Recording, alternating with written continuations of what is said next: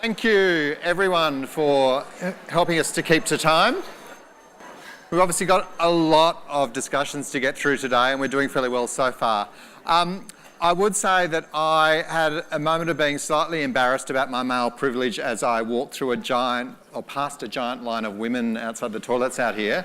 I can let you know there are actually more toilets. So besides the ones out here, there are some near the bar and some others on level 2 and 3. So it's a bit late to tell some of you that now, but for the next break, that will be very useful information, and I will remind you again. I also want to let you know that we are trending. We are the top hashtag on Twitter, RightsTechAU. Yes, give yourselves a round of applause.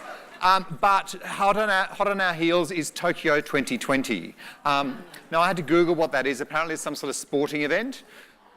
We can't let sport beat human rights, so you have to get tweeting again and keep us at the top of the list. Now, I said in my introduction today that we wanted to be talking about both the opportunities and the risks involved in technology as it relates to human rights, and we're going to dig into that a little bit more in this session on human rights by design. And joining me on stage to help with that discussion are three excellent speakers. First, we've got Professor Mary-Ann Williams, who runs a thing called the Magic Lab at UTS in Sydney, and perhaps we'll hear a little bit more about what that is. She's joined by Brett Solomon, who you've met in the earlier session, and Julie Inman Grant, who's Australia's eSafety Commissioner, and who's previously also worked at Twitter, Microsoft and Adobe. Now, as I said, we're here to talk about human rights by design. So we want this discussion, all of the discussions today are very connected to each other, but we really want this one to be grounded in the design process and how it can contribute to protecting and indeed advancing human rights. So I guess to bring us into that discussion, I'll ask each of you to give us a brief 2 to 3 minute introduction to bring us your perspective on that issue. Mary-Ann, do you want to start? Yeah. One of the things you didn't mention is that I used to be the Director of Disruptive Innovation at UTS. Yes, and I was too disruptive, they had to cancel that job. And so I'm going to use my 3 minutes a little bit differently, because I couldn't sit in the audience as an engineer and not react to what we've heard so far. Okay? So I'm of the Wiener. He was one of the first cybernetics researchers in the 1950s. And his perspective was, technology makes humans better. And this I firmly believe. The fact that we are all gathered here because of AI and the brittleness and shallowness and all of the mistakes AI is making has brought us together. AI is making us better, okay? Now this golden rule, very, very dangerous. Golden rules, really? Didn't golden rules go out with the Greeks? I think it's very, very worrisome that people hold on to this. It's just like a security blanket, like a teddy bear, and it's not going to work, okay? The golden rules at play today, look at the world. It's a problem. Throw it out. The sooner we throw that out, the more opportunity we will have to build a future worth living in. And I mean, just to put some research behind that, who's going to challenge an AI? AI is already outperforming people. People have plateaued. You're not going to challenge an AI. If the AI said shoot to kill, you're not going to say don't shoot, and vice versa. So let's just monitor and ensure that the AI is actually competent. That's what we should be doing.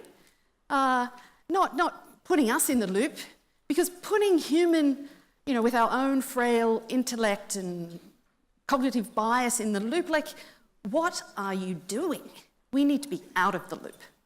And the idea that, somehow we bring accountability is, I think, just nonsense.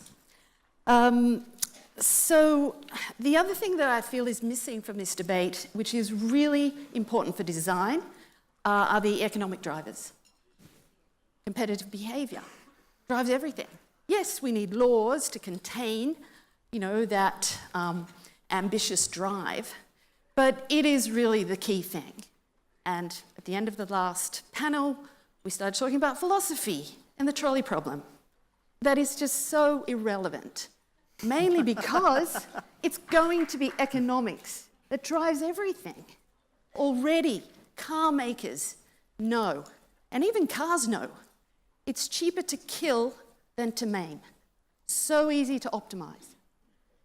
You're probably, see, nobody laughed because you know I'm serious. You know about redlining affecting, your mortgage in the US in particular. So your zip code basically says everything about you there. And we know, as lawyers, that it's cheaper to kill a poor person than a rich person. Cars in the future will drive slower in poor neighbourhoods, faster in poor neighbourhoods. Yeah.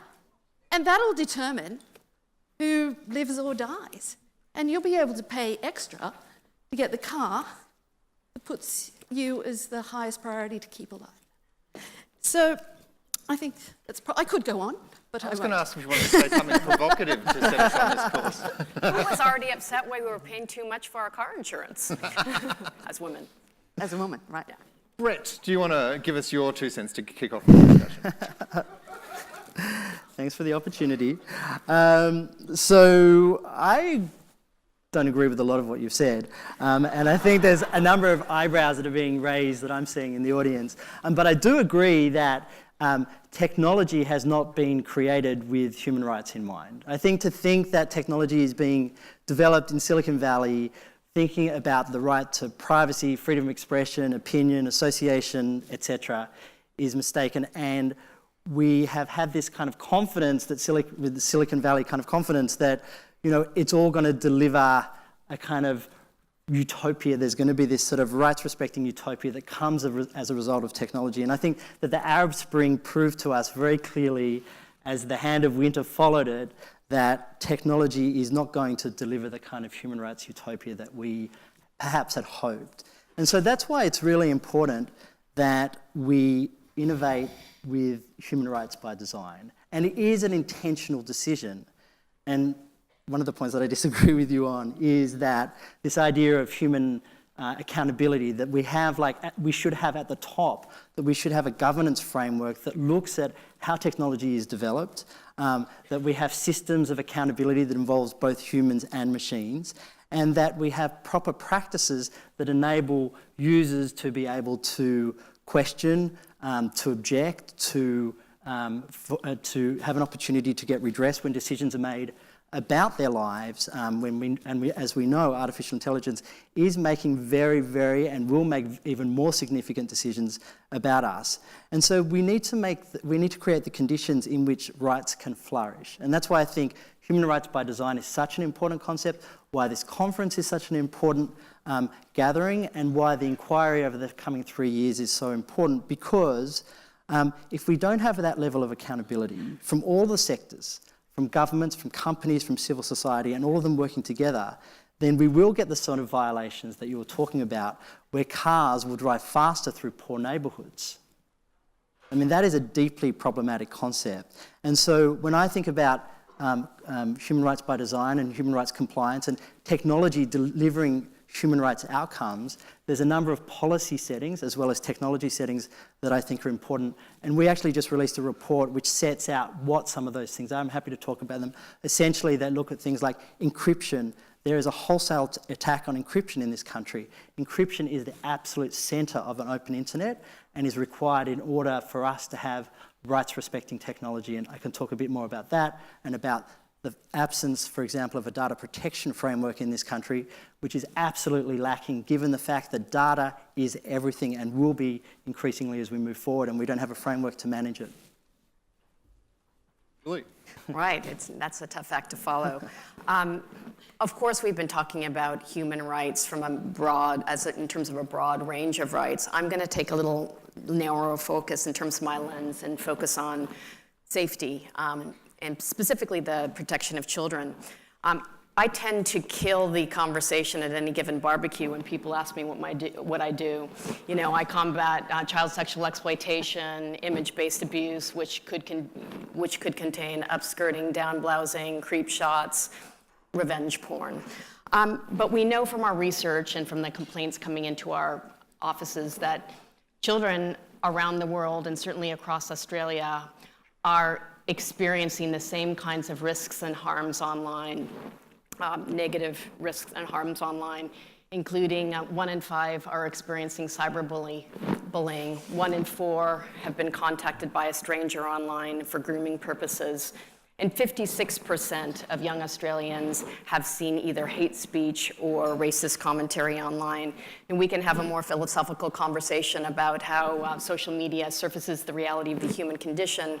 But what we're trying to do now is to set forth a framework that will be engaging with industry, the advocacy community, other government agencies, and parents themselves through a 3,000 person survey on a safety by design framework.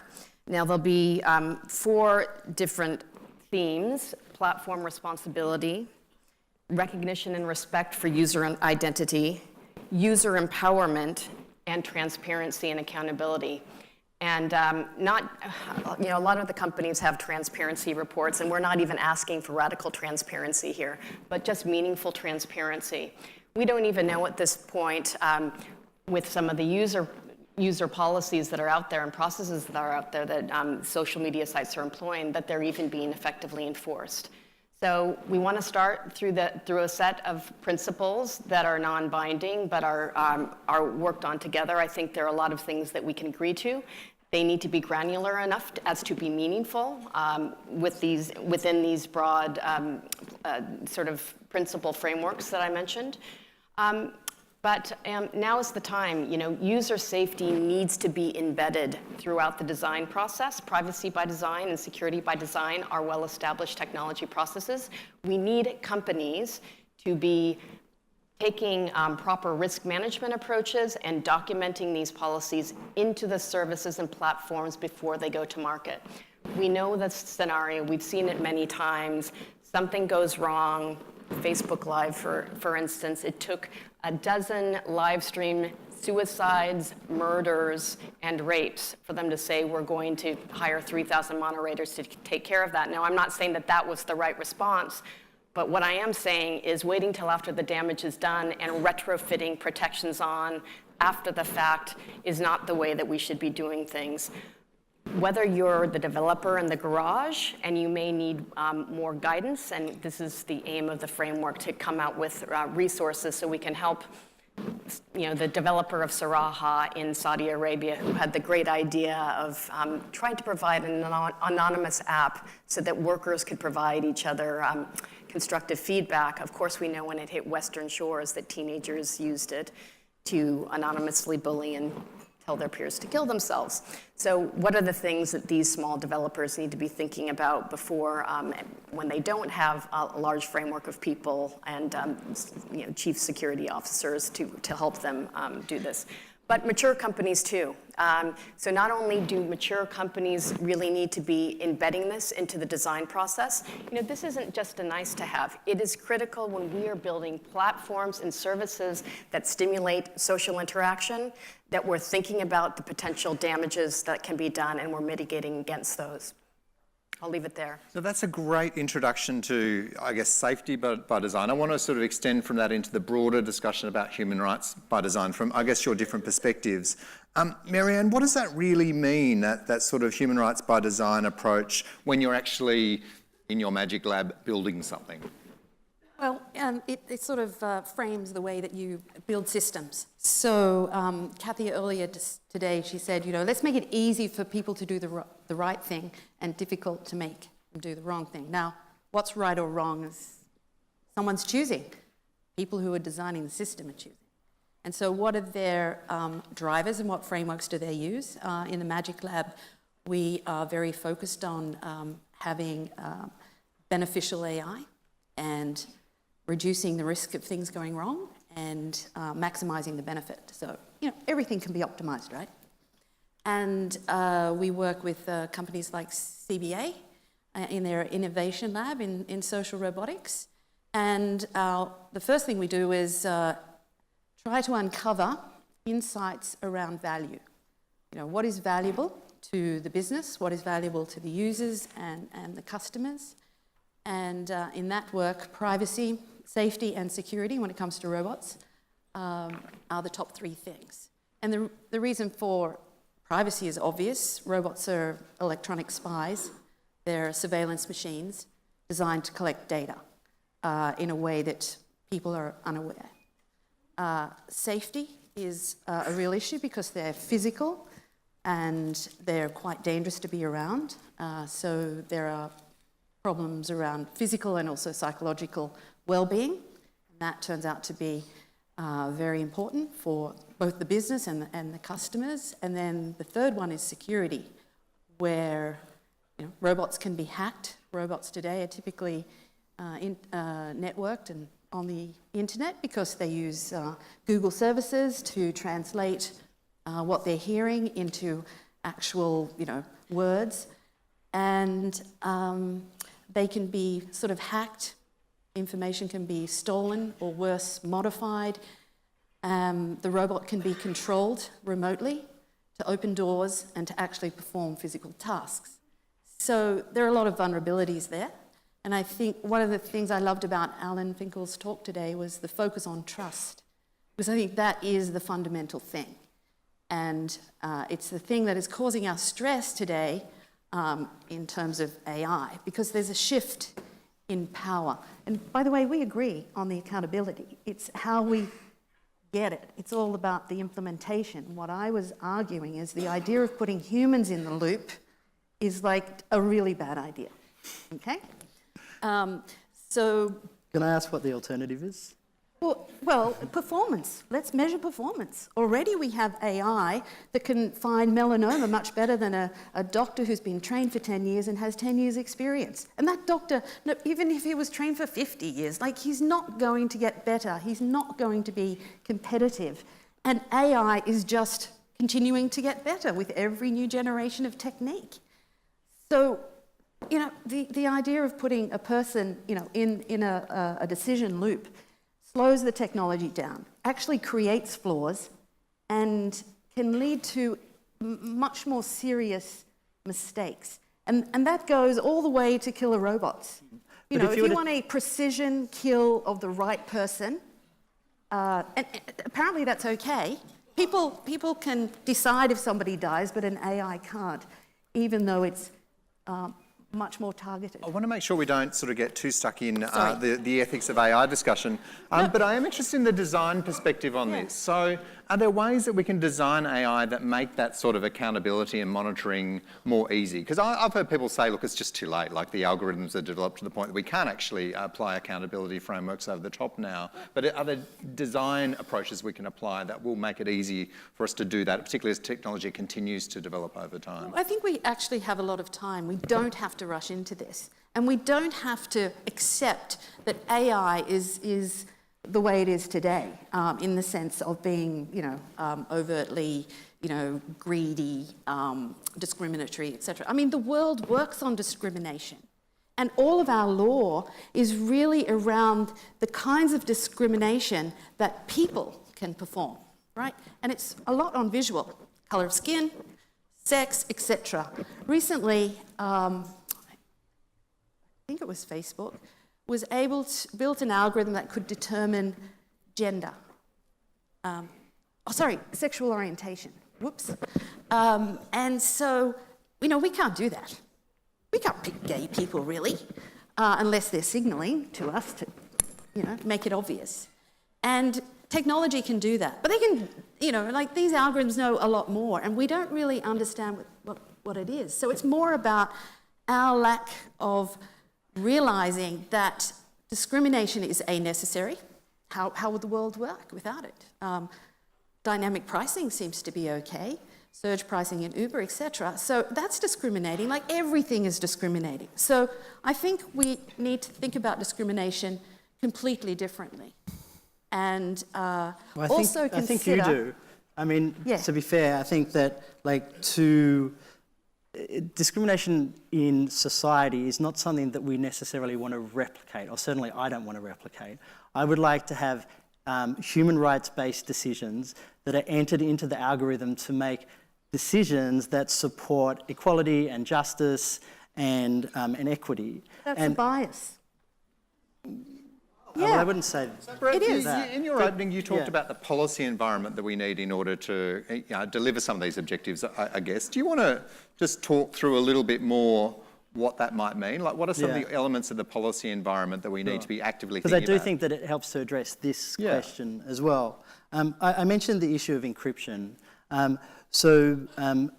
There's a range of policy settings that are currently in play, and it also to this point about do we have time or not? Like, what sort of scale are we talking about here? And one of the third issue in the list, actually, after data protection and encryption, looks at this issue of facial recognition. And right now, I don't know if people are aware, but there's the identity matching bill that's currently before the Parliament, which is basically creating databases, or will create databases, centralised databases of using facial recognition of Australian citizens. And the consequences of that, the consequences of biometric databases, you think about the Australia card, and I think it was just sort of emerging as I was like becoming conscious, or maybe the second time, I think there was a few rounds of the Australia card, but I remember there was this wholesale rejection within Australia that the Australia card was going to create this kind of authoritarian, the potential for an authoritarian state. Well, we're right here again. And there is very, very little pushback within Australian civil society on this issue, even though the consequences are so great. So what is the governance framework for facial recognition? What is the accountability mechanisms for a false positive or for a decision that's made about you that criminalises you even if it's not you? How do we actually withdraw faces that actually don't represent us, for instance, and also redress as well? So the whole range of questions on this issue of facial recognition, and yet the bill is before Parliament and may very well go through with the support of the opposition, and suddenly we have a hackable, insecure database of our very identity that will, with artificial intelligence and the Internet of Things and geolocation, create the sort of things that Alan Finkel was talking about.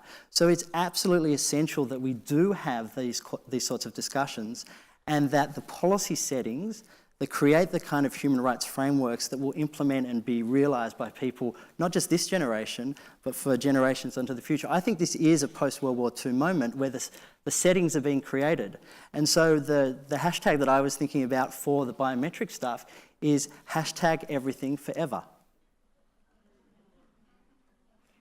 Yeah, no, it's interesting to see the policy pendulum swinging around the world against the technology providers. I remember sitting across the table as a Microsoft person in 1996 working on Section 230 of the Communications Decency Act, because at that time the internet was truly nascent, and we thought if there was overregulation that it would stop the development of the internet in its tracks. You know, fast forward 22 years, and the companies have had ample time to show that they can be responsible and innovative and continue investing in things like safety. And as you would know, as I said, we're seeing the policy pendulum swinging. But what I think is really interesting is this panic that we see from governments, that fight or flight response. So think about the New South Wales inquiry around the banning of phones. What I often try to say to people is that these issues that we're experiencing are social, cultural, and behavioral. We're talking about fundamental human interaction with some disassociation involved, which means that people are acting in ways that they probably wouldn't if they were engaging face-to-face. But we need social, cultural, and behavioral interventions, not blunt force tools like removing phones, which means by definition that you're not providing children and others with the opportunity to build that resilience that they need to really be able to cope for the workforce of tomorrow, or those critical reasoning skills that they need. So these blunt force approaches, let's ban phones, let's ban technology, let's ban apps, is really a shifting of responsibility. What do you think the role of government and, say, regulator-type bodies like yours should be then in that context? I mean, if what you're trying to do is drive, well, on the one hand, educate consumers, members of the population, on the other hand, drive change in industry behaviour, so it is more responsible, ethical, has productive outputs, what role should government or independent bodies as part of the public sector architecture play? Right. Well, I am a regulator rather than a policymaker, we work with the policy constructs that we have. Education is clearly an important role that we play. We have various takedown powers, and Brett and I have discussed the potential pros and cons of that. I think we as government need to be eating our own dog food, which of course is a common term in the technology industry. If we're applying AI and we're applying these advanced technologies, we need to be thinking about the same human rights concerns as we're asking the technology companies to adhere to. And Brett, you, in terms of roles that we can all play, you were a little bit critical, I heard earlier, of civil society in Australia around some of these issues. I mean, with that international perspective that you bring, what role should civil society organisations be playing? Thank you. I think that, in every jurisdiction that we work in, and my organisation is an international NGO focused on internet freedom and digital rights, so we see in every country there's this sort of emergence of civil society, often in response to, oh my God, have you just seen that bill that's already at second reading speech before the Congress or the Parliament or whatever it is, and nobody's responded to it. So a group of generally human rights organisations with, some new technologists, some new activists will come together and respond. And that often gives birth to a very burgeoning, actually, and quite healthy and new environment in which civil society groups can work together, bring together the history of human rights organisations that understand precedent and international human rights law and so on, with technologists to be able to say, we've got a pathway through this. In Australia, there's a lot of colleagues, some of whom are in this room, who have been working diligently to respond to facial recognition bills or new cybercrime bills or, this, to be frank, this government is actually drunk on surveillance. There is so many laws that have been passed over recent years that it's almost impossible, and previous governments as well, it's almost impossible to keep up. So many of the organisations that are working on these issues in Australia don't even have staff. Like, they're voluntary organisations that are responding to this massive cybersecurity industry, which is multi-billion, if not trillion, plus a hyper nervous government that is dealing with the reality of terrorism online and criminal activities online that needs to be dealt with. And so solutions are being formed. I think, and what we've seen is that when you want to get a human rights outcome, or a better outcome for citizens in whichever way you frame it, having civil society working with champions within government plus companies, you can create a really great outcome. And we've seen it a number of times, and I'd like to encourage that kind of engagement, multi-stakeholder engagement, which is in fact how the internet runs the best. Indeed. To deliver those sorts of outcomes here. I'm interested in broadening out the discussion a bit. We've talked a lot about, privacy, security, safety. Are there other human rights principles that we should be trying to think about in terms of thinking about how we encourage responsible innovation, whether that's about protecting people from abuses of human rights or indeed even advancing human rights? So I think an important lens to use is the one of choice and the options. So people like to think about jobs in the future. And if I was growing up right now, I'd be a choice architect, because what you get to choose from really determines the outcome. And then, of course, the AI is going to nudge you to one or the other, depending on what's good for you. And I feel like, that is the most important thing. If I, and we're very used to, nudging each other, nudging children. We're constantly nudging, right? Trying to suggest, you can do A or B, when really you could do C and D as well. But I'm making you focus on A and B, and you end up choosing B.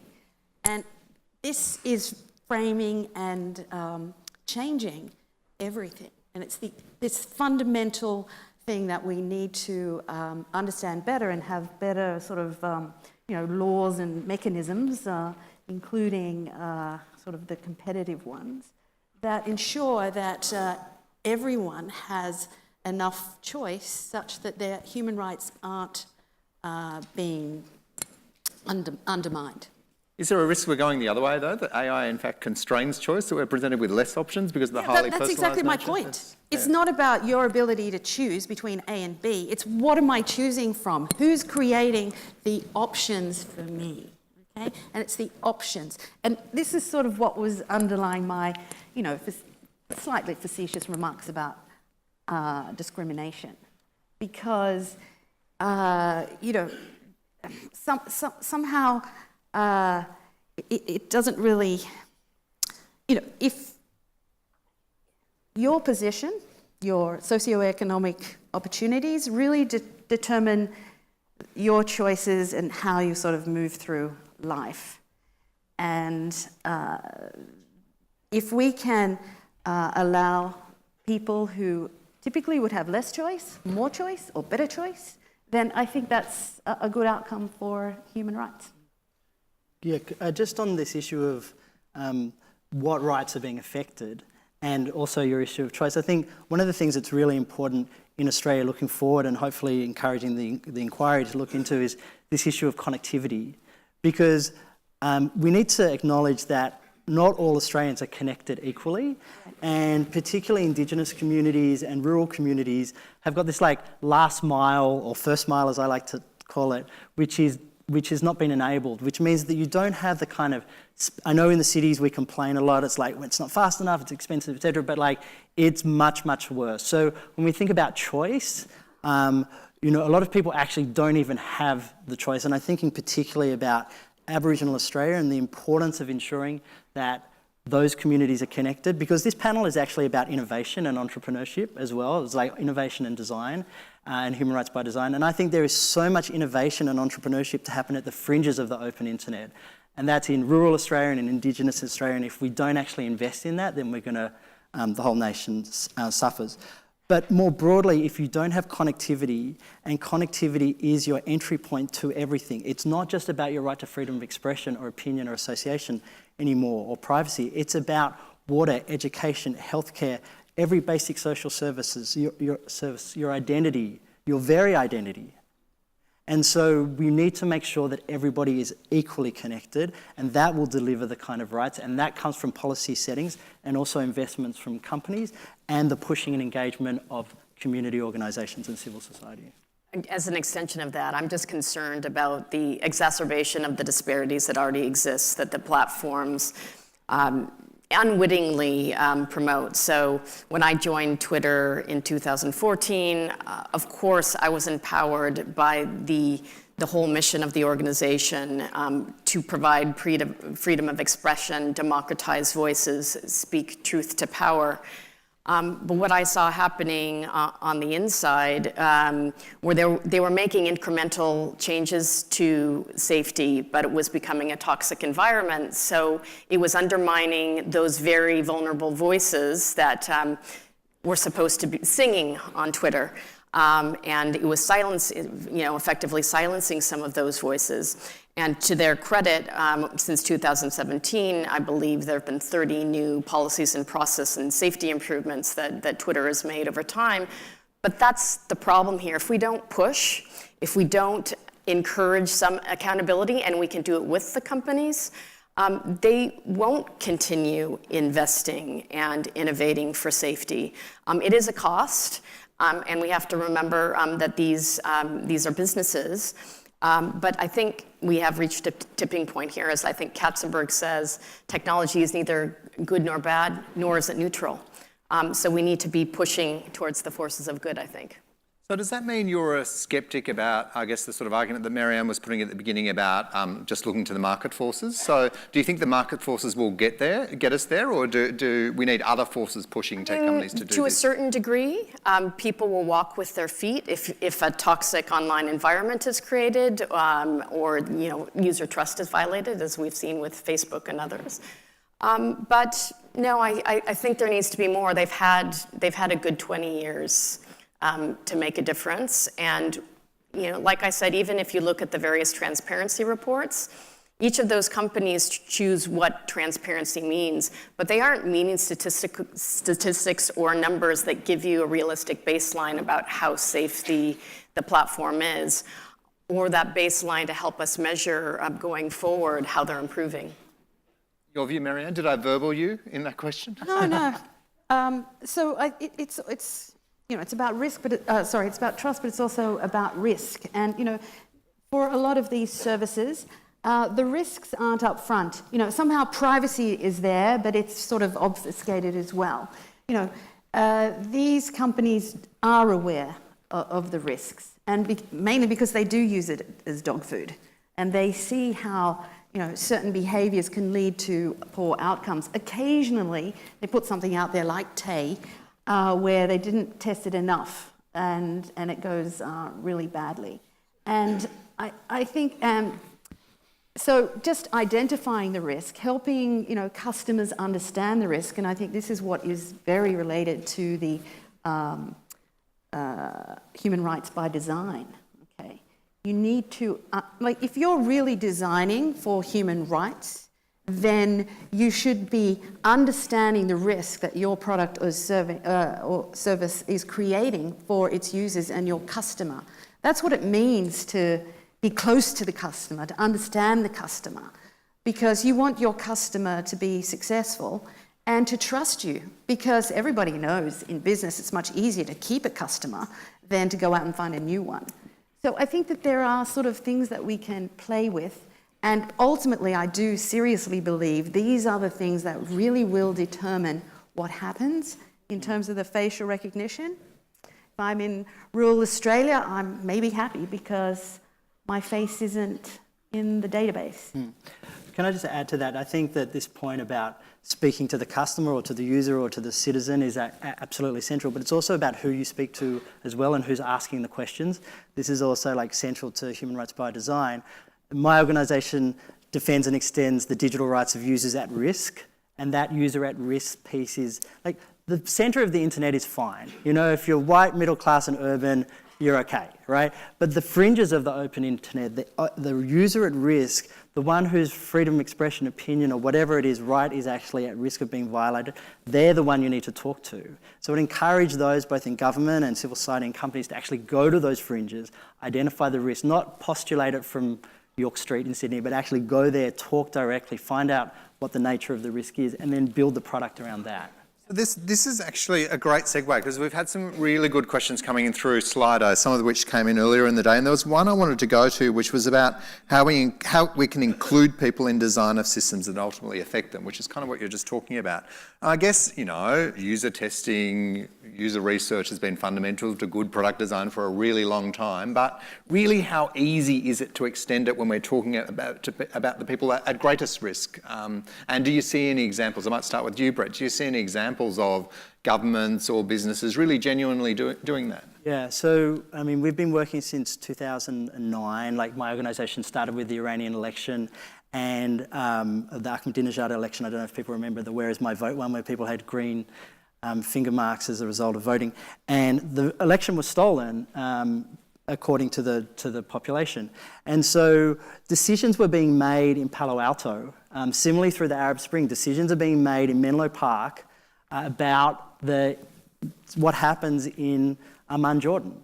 And so what we did, and a number of other organisations, we brought those affected populations to Silicon Valley and said, when you make a decision to the algorithm, to a policy, to a framework, this is how it impacts us directly. And I really do think that even though we have amazing technologies, actually putting coders, this is not policymakers, but people who are writing code in contact with people who are affected by that code into the same room, I think you can get some really good outcomes. You also need a diverse bunch of coders, and we know that there are serious issues around diversity. Gender is one, but if you're building a software team, you are really advantaged if you have a broad, diverse group. And I don't just mean gender and others. It's just the way you approach problems, and you do get a better outcome. Not every team is going to be able to talk to people in Azerbaijan, okay? And it's it's got to be kind of viable. They should be speaking to people in Azerbaijan, because now there are hundreds of civil society actors who are imprisoned specifically as a result of laws that have been passed on criminal tweeting, laws that are being passed, activities that enable hacking of platforms that aren't properly secure, that are giving access to Azerbaijani activists. I mean, it's perfect that you mentioned that, because that is not, I know those people individually, and I know some of those people are in prison as a result of poor policy and practice. Yep.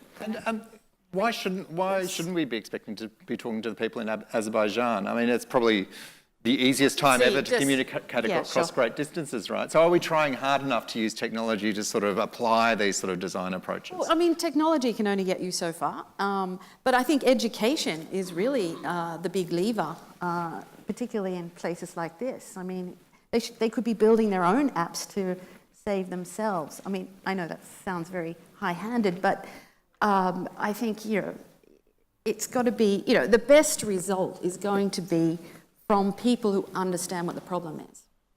I think we need to shift responsibility, however. Yeah. For too long, the responsibility has been on the user to cop it, whether it's on safety, whether it's some freedom of expression.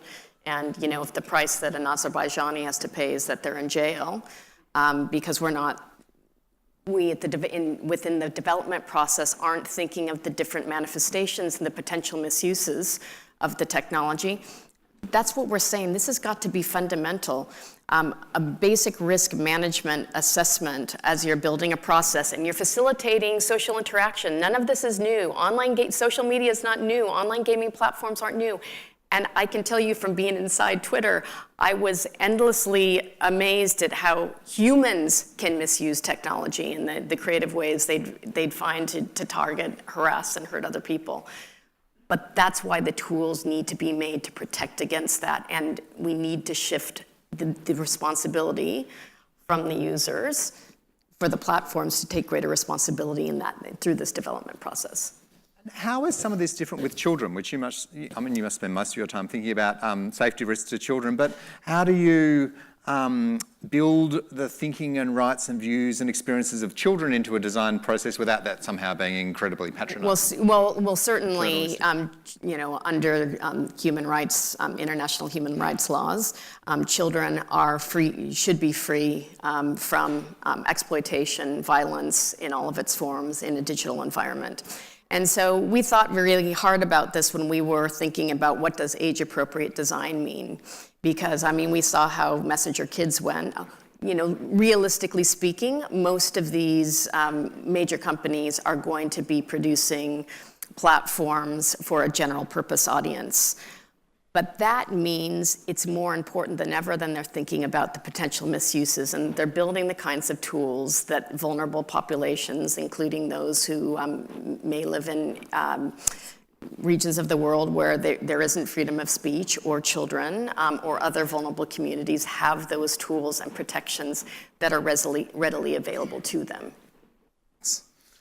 We might just put some of the Slido questions on screen. I've been using a few of them in this last little section of the discussion.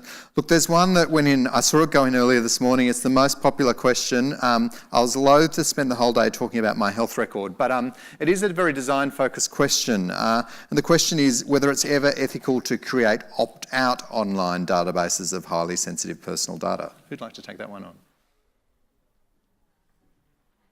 on? I will. So the concept of a centralized database is extremely problematic to begin with. When a centralized, hackable, insecure, everything is potentially hackable. There's just no way. If anybody tells you that there's military-grade strength, as I think was it Greg Hunt tried to tell us, it's just not true. So problem number one. Problem number two, I think, relates to if it is compulsory, and I think if you haven't actually indicated it will become a compulsory record on October 31st, something like that, the implications of that, like when we look at biometrics and centralized databases, one of the key elements here has to be that it is voluntary. There has to be consent, because otherwise you lose all agency. You put your identity at a place of risk. There's often, and I think in this case, like insufficient knowledge and transparency as to who has access to your data, how it gets used, how it gets sold, how it gets stored, how long it can be kept for. All of these questions are still unanswered. And so to have no consent or to be forced to be part of that program in that area of sort of uncertainty, where the consequences are so great, I think is deeply problematic. I think it's very clever nudging. I mean, it's well known that most people, like more than 85%, do not change defaults. So, even if you do understand it and you read it, you're just going to run with the default because it's signaling to you that that's the norm. And you have to, you have to actually take an action to change it. And all the research shows that, people don't. Even people who know better. What did you do? No, kidding. It's an invasion of my privacy. There's another question that's just slightly lower in votes, not on the screen there, but it does go back to a debate we were having earlier, and it's directed at you, Marianne. Is it possible to take humans out of the decision-making loop so long as humans are actually the ones using and building AI? And once it's created, are you suggesting there should be no ethical review of AI? When should humans be involved, if at all? Only when they're absolutely needed. Okay, which is going to be never. So today, a lot of the AI is driven by data, okay? But, more recent developments don't even need data. So maybe some of you have heard about the game of Go, right? This is what's gotten people excited. The game of Go is much more difficult than chess. And actually, when I was doing my PhD at Sydney Uni in the early 90s, people thought there's just no way that any computer could ever beat a human at Go. It's just, they couldn't even beat a child playing it, right? It's just way too hard. And so it's quite extraordinary for even those of us who've been in AI for a long, long time. And so now, using lots of games and strategies that humans developed, computers were trained, or an AI was trained, and it can now beat people. Within 1 year, a new technique was developed where instead of using data, you had two AIs playing against each other. And in 12 hours, they were beating the AI that was trained on data. This is the future, okay? Everything we do as humans is a game. Sorry to have to tell you that, but what isn't a game? Every human enterprise is essentially a game. It can be formulated as a game, and AI can play, it can outperform us in any game that you can specify. And this is just the beginning. So I think that, what was the question? Is there ever a role for humans? No, we should be just out there having fun, and being innovative, And who said robots should be doing the dumb and dangerous things? We have to be doing the dangerous things. That's where the fun is. Learning how to, convert fear into exhilaration. We don't want robots doing that. That's what it is to be human. So I think, what we use in terms of the choices, what do we use robots and AI to do? I think is really the big question. And what are we going to be doing? Well, I'm going to be a choice engineer, and hopefully some of you may join me. So let's come back to that topic around where we apply this technology. I guess I want to tip it. We've spent a lot of time on the risks. I want to tip it towards the opportunity discussion, if you like. Where would you see the greatest opportunities for advancing human rights through smart technological innovation? Julie, I might start with you. I think we've seen a number of technologies that have been used as a force to good. I'm thinking photo-DNA, which was developed by Dr. Hani Farid out of Dartmouth with Microsoft. And, Microsoft on an open source basis has, provided it broadly to industry. And what it does is hash images, and it was largely, its initial purpose was to help track the worst of the worst, child sexual exploitation images, and we've got a team of investigators at our office that there's a lot of great hope for AI in terms of being able to identify the billions of images that are out there, track them, take them down, identify the perps as well as the victims, which is what it's all about. It's about saving the victims, but also preventing these investigators from having to physically categorize and classify what we call image masking technologies. So I don't know that photodNA has reached its full promise. It's been extended and been used in identifying countering violent extremism material.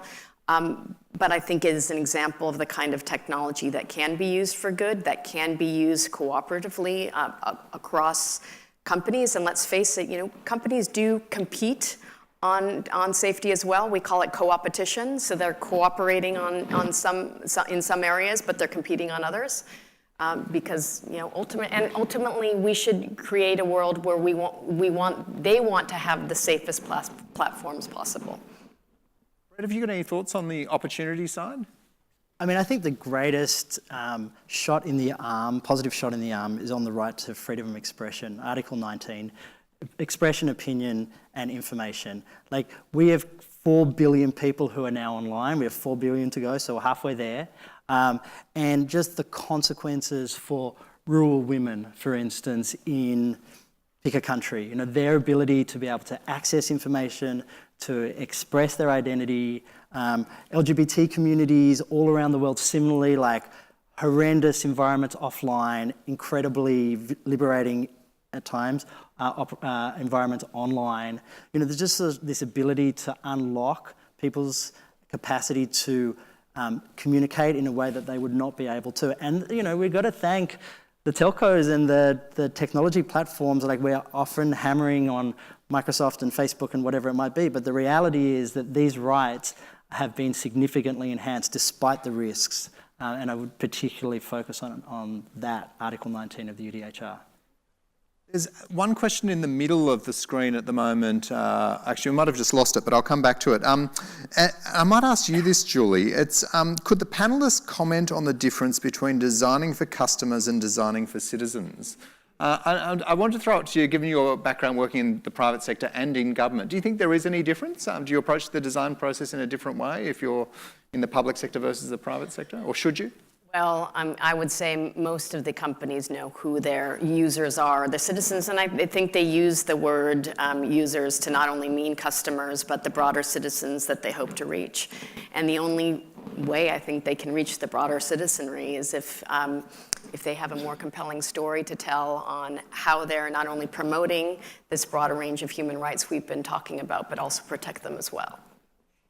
Do you have any thoughts on that, Marianne? No, I mean, I was certainly using customer in the very broad sense. I mean, even if you work with hospitals, patients are customers now. So it's all about, the user or the customer's experience. And so I think that's where the focus is on the design piece. And we try to get into not just the customer's head, but their life and how we can transform their life and improve their human experience. We've probably got time for just one final comment from each of you. If you could sum up how you feel about the future in relation to the opportunities for technology and human rights, the opportunities that innovation might provide. A few words on how you feel. Julie. I mean, I'm a techno-optimist, so I believe in the benefits of technology. We know there are risks. I think we just need a better job at identifying those risks and helping not only people, but the purveyors of this technology to manage those risks and minimize those risks a lot more effectively. I just hope that we don't lose our humanity in the process. I hate this question because, sort of depends on the day, or whether I've had lunch or not, with the graph up there. But I think that to come back to my opening remarks, I think that we're at a tipping point, and there are a range of things, policy settings and technology settings, that will help me be more optimistic. Just to mention them again, we need to protect encryption in this country. We need to have a data protection framework. We need to have connectivity for marginalised populations. We need to stop being drunk on surveillance, and we need a cybersecurity strategy that's based on safety, not fear. And I think if we have those kind of policy settings together with the relationships with the tech sector and with civil society, that we're in a much better position to have an optimistic future. Without that, I think there is definitely some major risks. And as was said, we're just at the very beginning of the digital revolution. We're just at the very start. You get the last word. Yeah, well, I mean, I find that very exciting. And I think that, AI is helping us learn about ourselves and even the way, our body works and our mind works and what is consciousness. And to me, it's just a wonderful play space and a great place to experiment. Thank you. That's been a fantastic discussion. I'm sure you have lots of people with more things they want to either berate you about or ask you about in the break. So please thank Marianne, Brett and Julie. Thank you.